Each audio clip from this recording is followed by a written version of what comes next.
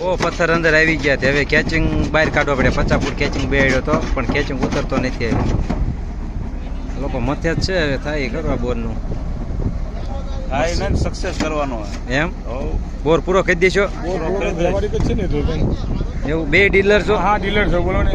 બોરમાં કેમ થાય છે? પાણીનો ખબર નહીં, બાકી સક્સેસ કરી દે તમને. થઈ જાય છે ને? હા તો વાંધો નહીં લ્યો. એટલે હમ તમે શું કહેવા માંગો? સક્સેસ થઈ જ જાય ને.